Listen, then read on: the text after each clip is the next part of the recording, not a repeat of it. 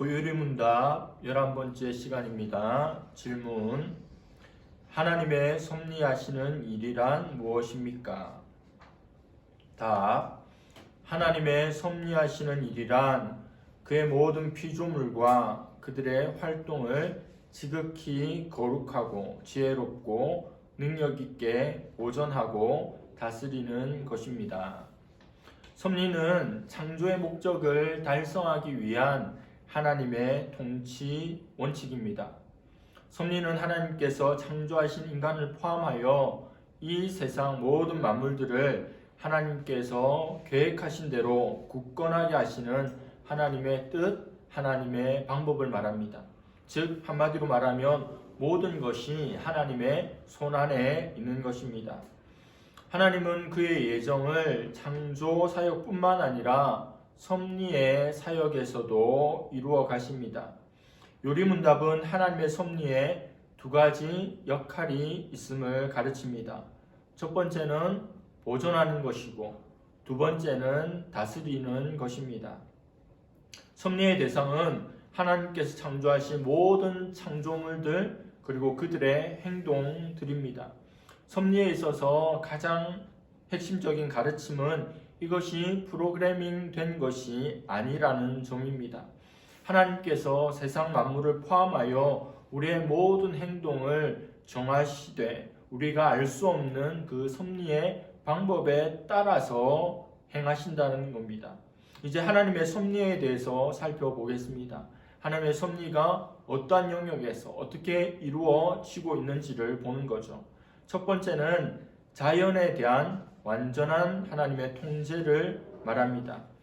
마태복음 5장 45절 같이 한즉 하늘에 계신 너희 아버지의 아들이 되리니 이는 하나님이 그 해를 악인과 선인에게 비추시며 비를 의로운 자와 불의한 자에게 내려 주심이라.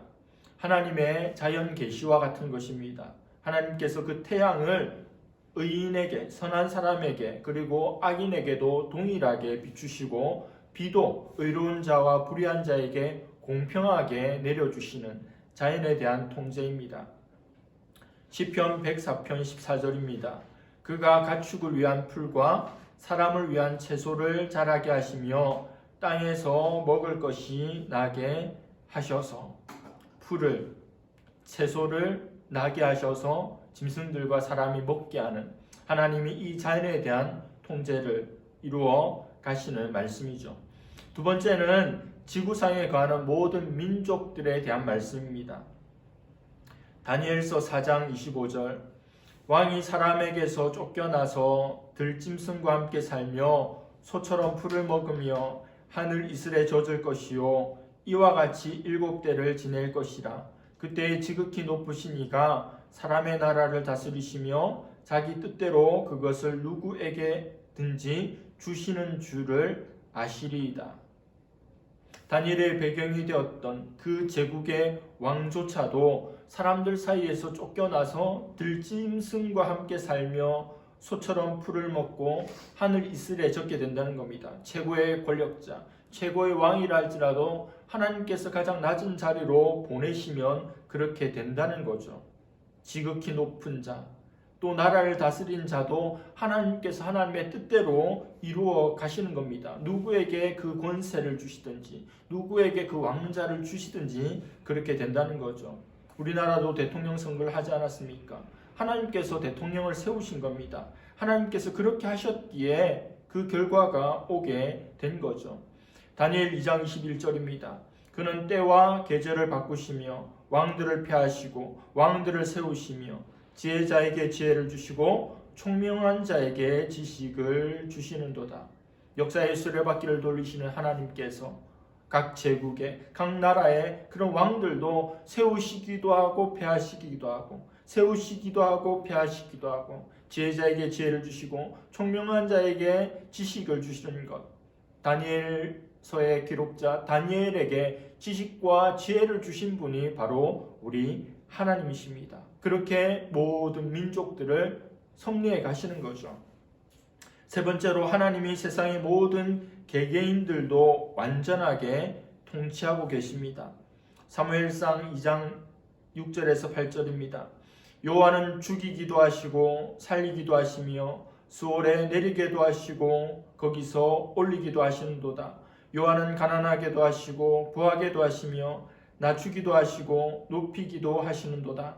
가난한 자를 진토에서 일으키시며 빈궁한 자를 거름더미에서 올리사 귀족들과 함께 앉게 하시며 영광의 자리를 차지하게 하시는도다. 땅의 기둥들은 여호와의 것이라. 여호와께서 세계를 그것들 위에 세우셨도다. 하나님의 섭리, 하나님의 통치는 온 세상에 있고 또 모든 민족, 특별히 지도자들, 지배자들, 왕들에게 있고 또 모든 개개인에게 완전하게 임하신다는 겁니다. 죽이기도 하시고 살리게도 하시고 지옥에도 내리시고 천국에도 오르게 하시고 가난하게도 하시고 부하게도 하시고 하나님께서 한 사람 한 사람의 삶에도 그와 같이 섭리해 가시는 거죠. 네 번째는 하나님은 인간의 자유로운 행위조차도 통제하고 계십니다. 잠언 16장 1절입니다. 마음의 경영은 사람에게 있어도 말의 응답은 여호와께로부터 나오느니라. 사람의 마음 가운데 있는 그 경영조차도 하나님으로부터 응답이 된다는 겁니다. 빌립보서 2장 13절입니다. 너희 안에 행하시는 이는 하나님이시니 자기의 기쁘신 뜻을 위하여 너희에게 소원을 두고 행하게 하시나니. 하나님께서 이 세상에서 이루고 싶은 많은 일들이 있는데 우리 한 개인 개인의 마음 가운데 하고자 하는 마음들, 소원하는 마음들을 주셔서 그 일들을 이루어 가신다라고 하는 겁니다. 그래서 우리 마음 가운데 어떠한 생각들, 어떠한 바람들이 있는데 그 하나님의 뜻이 아니야, 그 너의 욕심일 뿐이야 라고 쉽게 말할 수 없다는 겁니다. 우리 속에 소원을 두고 하고자 하는 마음을 가지고 그것조차도 하나님께서 일해 가신다는 거죠. 이렇듯이 하나님의 섭리는 우리 생명을 위한 섭리이고 우리에게 복 주시기 위한 섭리입니다. 어떤 기계적인 법칙이나 또 하나님의 일반적인 그런 통치 안에 가두어 두시려고 하는 것이 결코 아닙니다. 그럼에도 불구하고 우리 인간은 어떻게 하였습니까? 첫사람 아담은 어떻게 하였습니까? 하나님의 섭리가 자연 만물과 아담에게 있었지만 불순종함으로 죄를 지었습니다. 그러나 그럼에도 불구하고 하나님께서는 그 불의조차도 하나님의 창조하신 목적대로 이끌어 가시기 위해서 사용하십니다. 이것이 하나님의 섭리 속에 담겨진 하나님의 은혜입니다. 하나님께서 이 세상을 창조하시고 또 보존하시고 통치해 가시는 섭리의 목표는 무엇입니까? 그것은 바로 하나님의 나라입니다. 그 하나님의 나라는 공간적인 비유로 보자면 창조의 에덴 동산이 될 것입니다. 그 공간이 하나님의 나라입니다. 그리고 시간적 비유로는 안식일이라 할 수 있을 것입니다. 구별된 날, 하나님 앞에 자유하며 하나님 앞에 예배드리는 그 날로 계시된 것입니다. 왜냐하면 창조의 에덴에서 인간은 하나님과 동행하였고 참된 안식을 그 속에서 누렸기 때문입니다.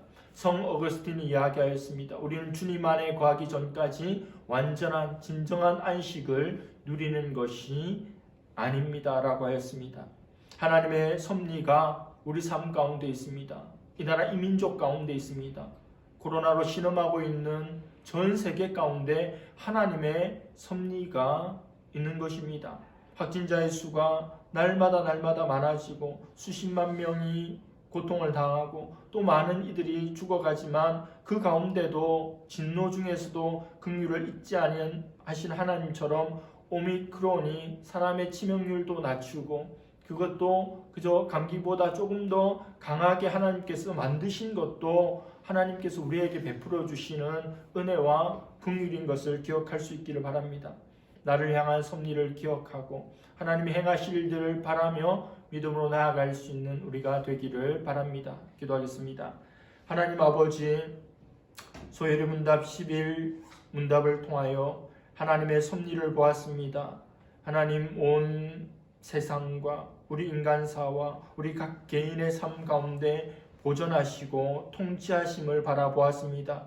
하나님의 섭리는 위대하시고 은혜로우신 것을 믿으며 감사하며 그 하나님의 섭리 속에 오늘 하루를 힘써서 살아가는 우리 모두가 되게 하여 주시고, 우리 삶의 공간이 에덴 동산이 되며 우리의 모든 시간들이 안식일에 되는 그 축복을 누리게 하여 주시옵소서. 감사드리며 예수님의 이름으로 기도드립니다. 아멘.